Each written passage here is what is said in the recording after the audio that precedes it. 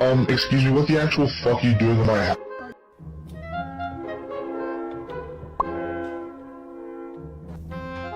Let's do it, yeah!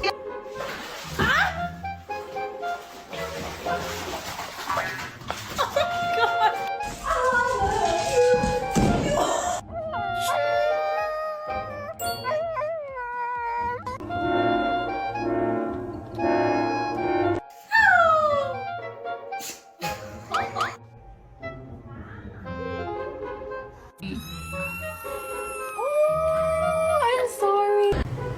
Squirrel.